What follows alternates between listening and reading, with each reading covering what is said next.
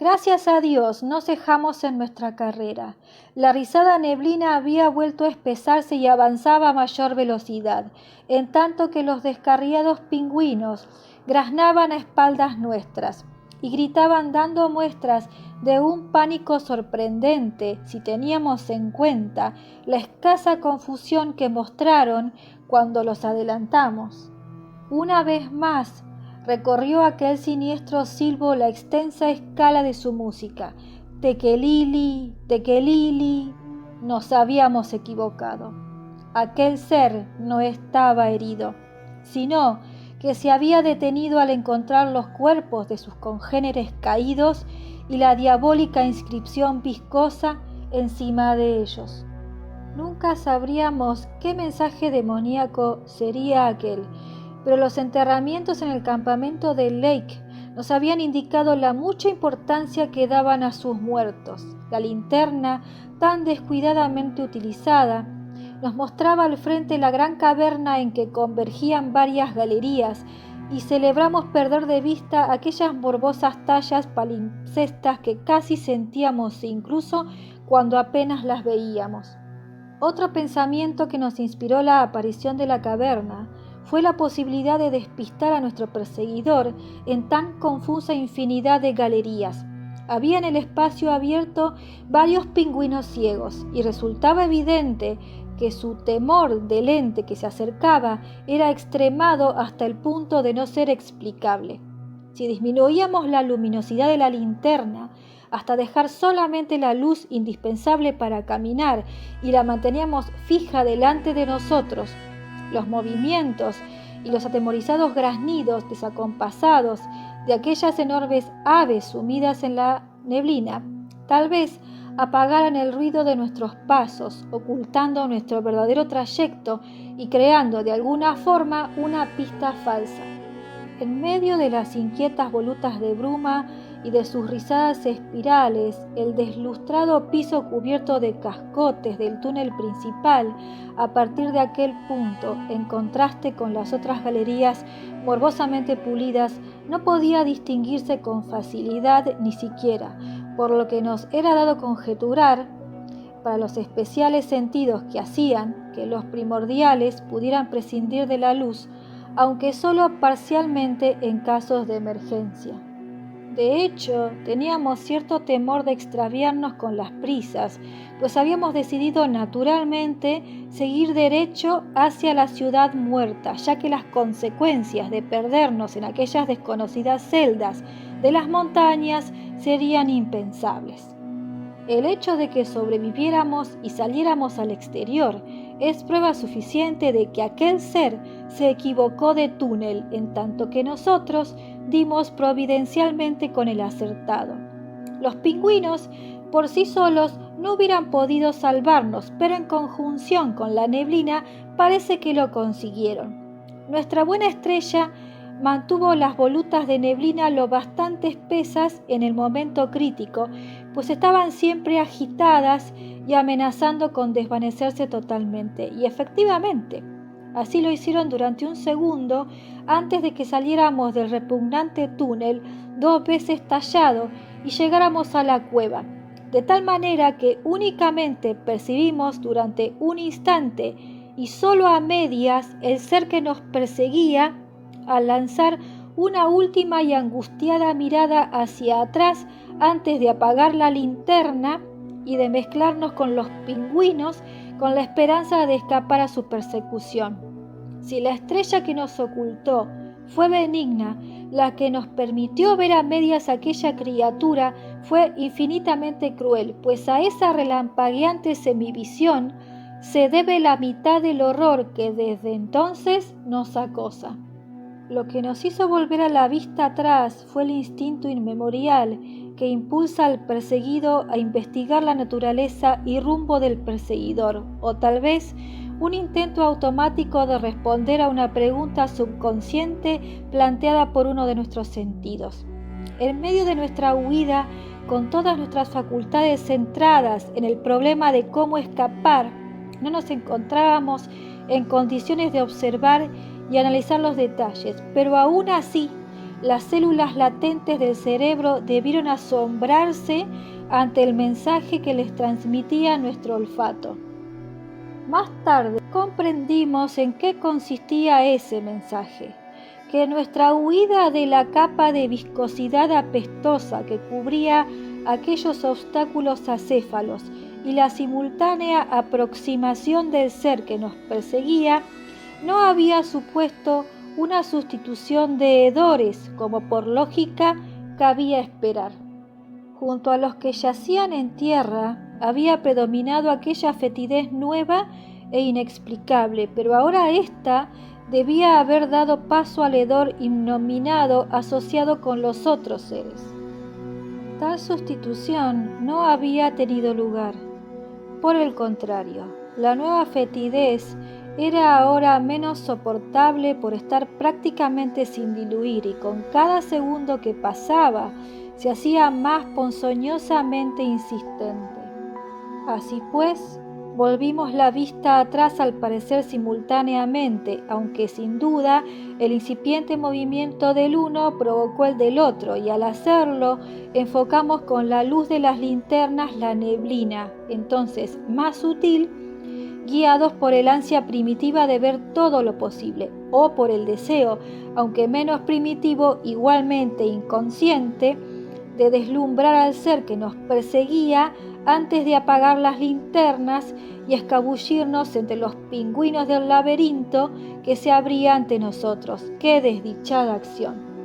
Ni el mismo Orfeo ni la esposa de Lot pagaron mucho más cara una mirada atrás, y de nuevo oímos aquellas pavorosas notas de gaita que recorrían una extensa escala. Tekelili, tekelili. Más vale que hable francamente, aunque me siento incapaz de hacerlo con claridad, al decir qué es lo que vimos, si bien en aquel momento pensamos que nunca lo admitiríamos, ni siquiera el uno al otro.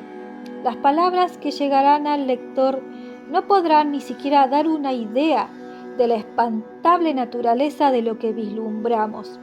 Invalidó tan totalmente nuestra capacidad de discernimiento que me maravilla que conserváramos juicio suficiente para apagar las linternas, como habíamos decidido hacer, y correr por el túnel que conducía a la ciudad muerta. Debió ser el instinto lo que nos sacó del aprieto, tal vez mejor de lo que hubiera podido hacer el raciocinio, aunque si fue eso lo que nos salvó, pagamos un alto precio por ello. Desde luego, juicio no nos quedaba mucho. Danforth estaba totalmente desquiciado, y lo primero que recuerdo del resto de nuestro recorrido es el canturreo maquinal de mi compañero, su letanía incoherente en la cual solamente yo entre todos los seres humanos podía encontrar algo que no fuera inoportuna demencia. Resonaba con ecos gangosos entre los graznidos de los pingüinos, reverberando en las bóvedas más lejanas y en las desiertas galerías que por fortuna habíamos dejado atrás. No comenzó a canturrear inmediatamente, o de lo contrario no hubiéramos estado vivos y corriendo como locos. Tiemblo al pensar en la diferencia que nos hubiera supuesto una reacción ligeramente distinta por su parte. South Station, Washington, Park Street, Kendall, Central, Harvard. El pobrecillo recitaba los nombres de las estaciones del suburbano de Boston a Cambridge, que atravesaba las apacibles tierras de la patria a millares de leguas de distancia en Nueva Inglaterra. Y sin embargo, para mí, tal letanía ni resultaba incoherente ni me traía recuerdos del hogar, pues reconocía en ella con absoluta certidumbre la monstruosa, la nefasta analogía que la había sugerido. Habíamos esperado ver al volver la cabeza, si la neblina se había diluido lo bastante, un ser espeluznante e increíble en movimiento.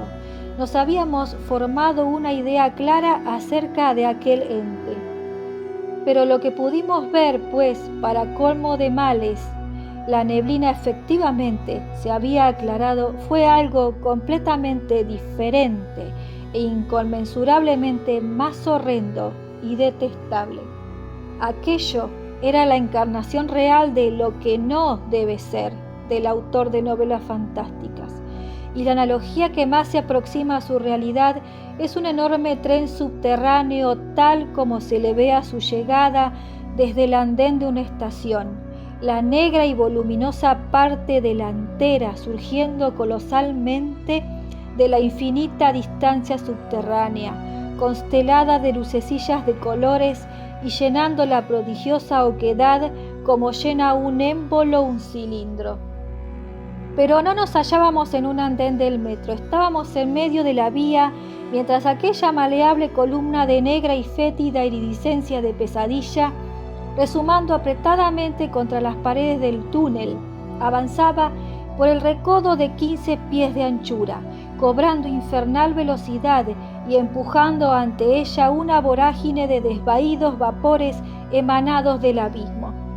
Era un algo terrible, indescriptible, mayor que cualquier tren subterráneo, un conjunto informe de protoplasma burbujeante, tenuemente luminoso y con miríadas de efímeros ojos que se formaban y desvanecían constantemente como pústulas de luz verdosa, cubriendo completamente el frente que llenaba el túnel y que estaba a punto de abalanzarse sobre nosotros, aplastando en su camino a los desalados pingüinos y resbalando sobre el reluciente suelo que junto con sus congéneres había limpiado aviesamente de toda clase de basura. Aún volvió a oírse aquel grito ultraterreno y burlón: ¡Tekelili! ¡Tekelili! Y fue entonces cuando recordamos al fin que los satánicos Shoggoths, dotados por los primordiales de vida, capacidad mental y diversas configuraciones de órganos maleables, pero carentes de lenguaje hablado, excepto aquel que expresaban los grupos de puntos, carecían también de voz, exceptuando los sonidos que imitaban de sus desaparecidos amos. Danforth y yo recordamos haber salido al gran hemisferio adornado con esculturas y haber recorrido el camino de vuelta a través de ciclópeas estancias y corredores de la ciudad muerta. Mas son estos meros fragmentos de sueños que no suponen recuerdos de volición, ni de detalles, ni de esfuerzo físico. Era como si nos encontráramos flotando en un mundo nebuloso o en dimensiones carentes de tiempo, causalidad u orientación. La penumbra gris del gran espacio circular nos serenó algo, pero no nos acercamos a los trineos escondidos, ni volvimos a mirar al desgraciado Hitney ni al perro. Los dos tienen un extraño y titánico mausoleo, y espero que cuando le llegue el fin a este planeta, nada haya perturbado su paz. Fue mientras subíamos trabajosamente por la colosal espiral, cuando sentimos por primera vez, al respirar el sutil aire de la meseta, la terrible fatiga y el ahogo que nos había causado aquella carrera, pero ni siquiera el temor a un colapso pudo inducirnos a detenernos antes de llegar a los normales dominios exteriores del sol y del cielo. Hubo algo vagamente apropiado en nuestro abandono de aquellas soterradas épocas, pues según subíamos jadeantes por la rampa del cilindro de 60 pies y arquitectura más que megalítica, vimos al pasar una continua procesión de magníficas fallas plasmadas con la técnica depurada anterior a la decadencia de la raza desaparecida. Un adiós de los primordiales esculpido hacía 50 millones de años.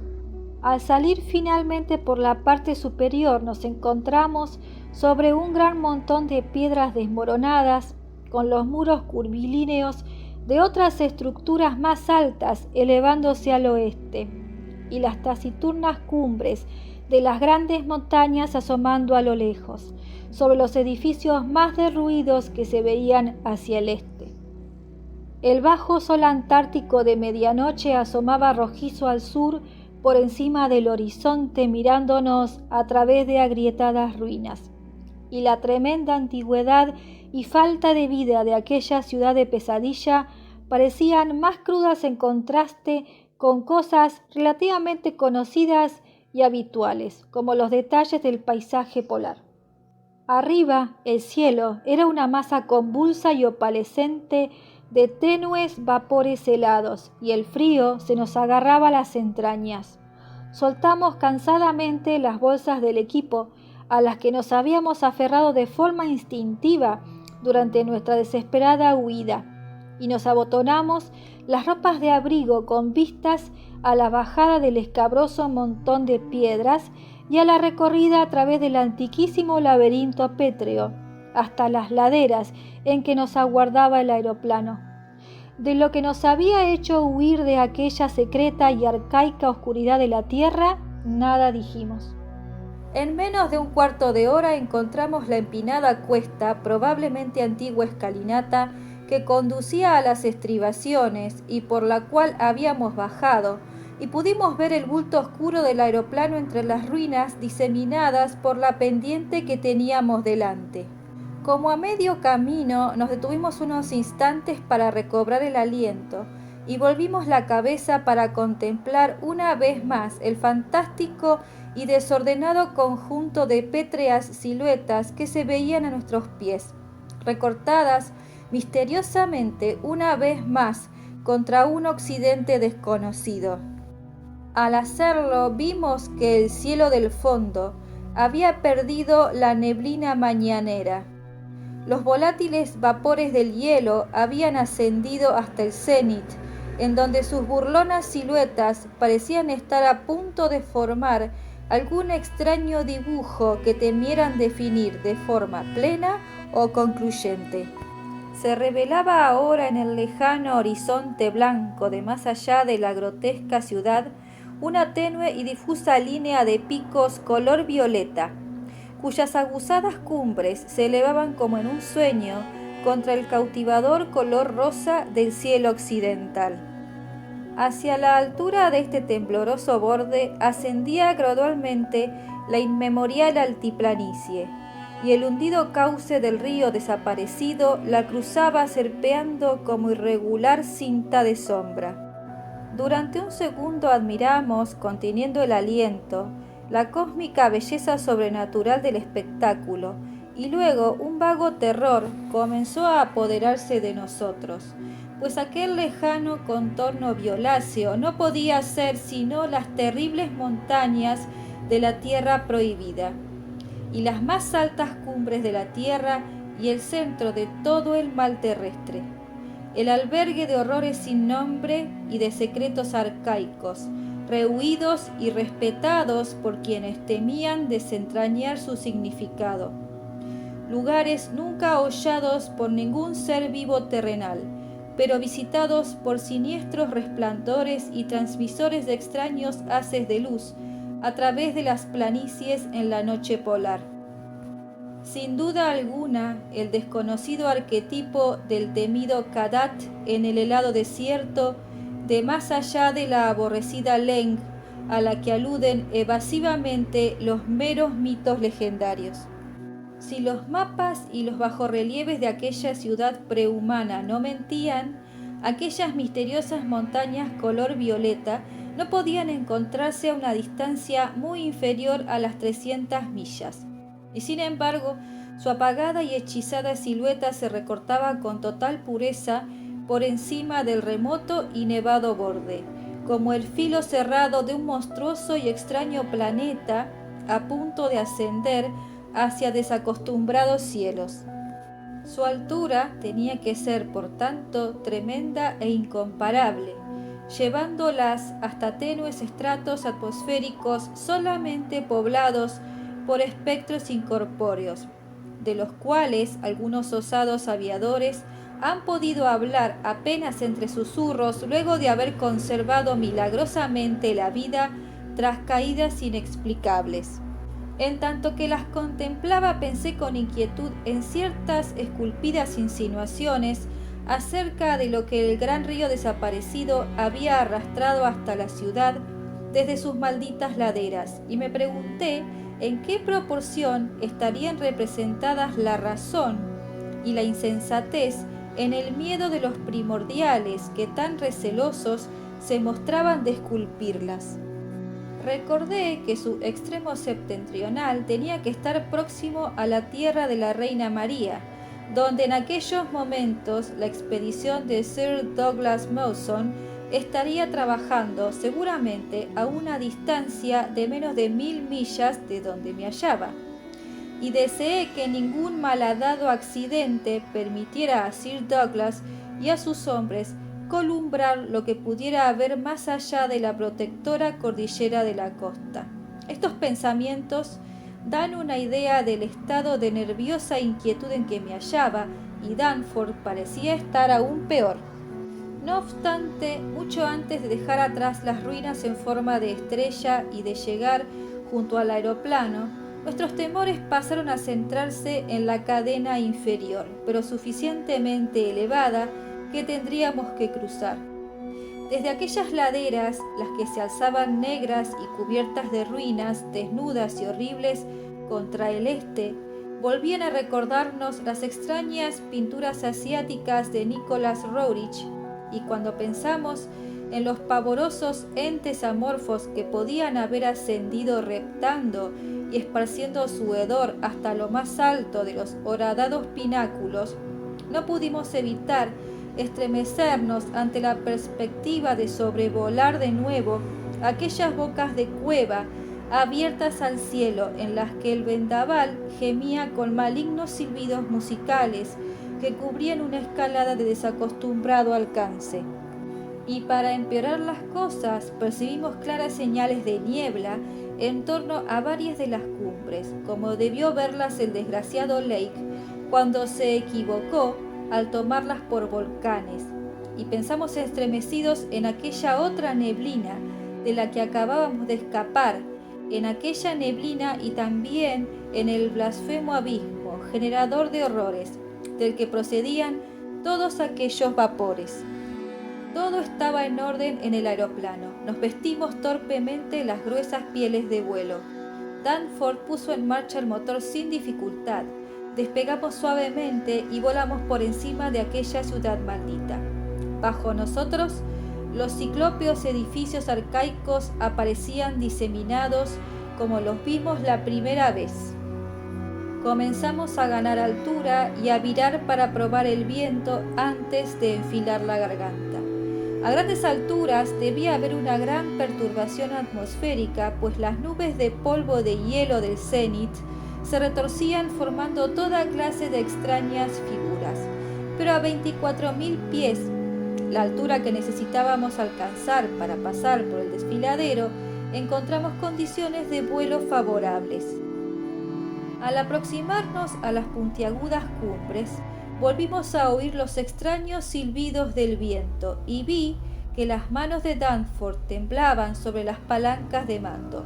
Aunque un simple aficionado, pensé en aquel momento, tal vez fuera yo mejor que él para gobernar el avión al cruzar la cordillera, volando en la vecindad de aquellos picachos, y cuando le hice señas para que cambiáramos de asiento, Danforth no protestó. Traté de poner en práctica toda mi escasa pericia y el control de mí mismo, y dirigí la mirada hacia el trozo de cielo rojizo que se asomaba por entre las paredes del desfiladero, negándome decididamente a prestar atención a los jirones de niebla de las cumbres, y deseando tener taponados los oídos, como los marineros de Ulises al pasar cerca de la costa de las Sirenas, para no oír los inquietantes silbidos del viento. Pero Danforth, relevado de su tarea como piloto y excitado de forma peligrosa, no podía estarse quieto. Sentí cómo se volvía una y otra vez para mirar hacia atrás, a la terrible ciudad que se iba alejando, hacia adelante en dirección a las cumbres horadadas por las cuevas y a los cubos que se adherían a ellas como moluscos, hacia un lado para contemplar el adusto mar de laderas salpicadas de bastiones y hacia arriba para mirar al cielo en que hervían nubes de grotesca configuración. Fue entonces, en el momento en que yo trataba de atravesar sin peligro la garganta, cuando sus dementes gritos estuvieron a punto de provocar un desastre al hacerme perder el control de los mandos y manejarlos torpemente durante unos instantes. Un segundo más tarde, venció mi decisión y cruzamos la garganta sin novedad, pero temo que Danforth ya nunca vuelva a ser el de antes. He dicho que Danforth se negó a decirme qué horror le hizo gritar tan insensatamente, horror que, estoy seguro de ello, es el principal responsable de su actual crisis nerviosa. Conversamos a voces a ratos, dominando los silbidos del viento y el ruido del motor. Una vez que logramos llegar al otro lado de la cordillera y fuimos descendiendo lentamente camino del campamento, pero tales retazos de conversación versaron principalmente sobre las promesas que habíamos hecho de guardar el secreto al abandonar aquella ciudad muerta de pesadilla.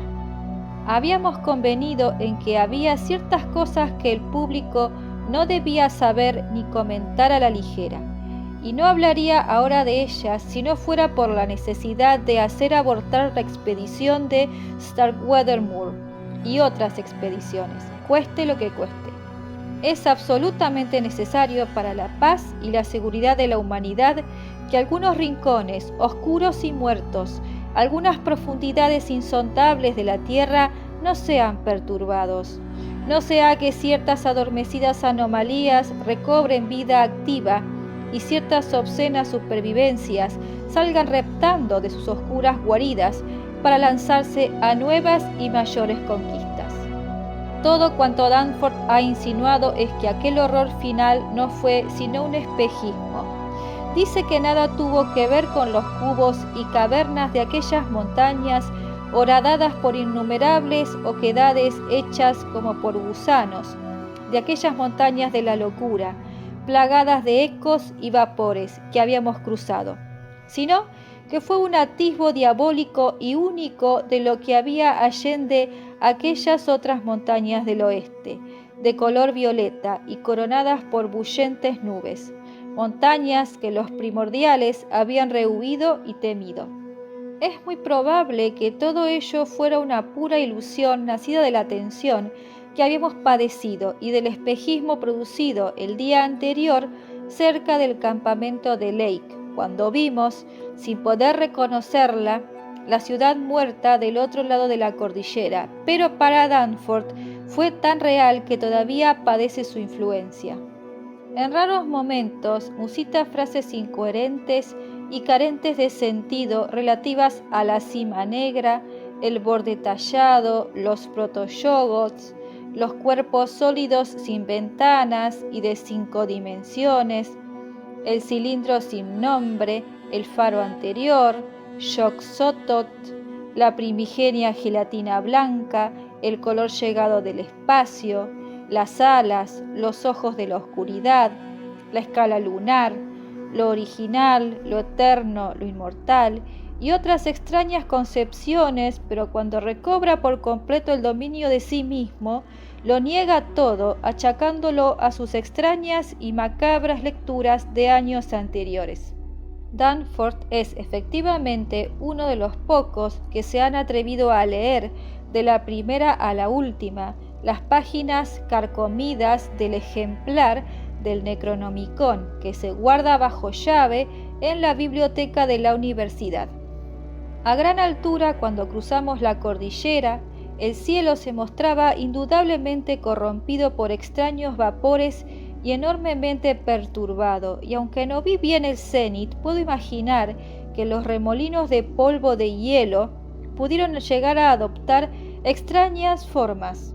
La imaginación sabedora de lo vivamente que las escenas distantes pueden reflejarse, refractarse y ampliarse a veces en tales capas de alborotadoras nubes, bien pudo hacer el resto, y naturalmente Danforth no insinuó ninguno de estos horrores concretos hasta después de que su memoria pudo inspirarse en pasadas lecturas.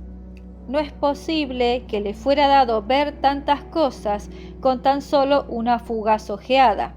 Por entonces Todos sus desvaríos no pasaban de repetir una palabra única e insensata, de origen más que evidente: tequelili, tequelili.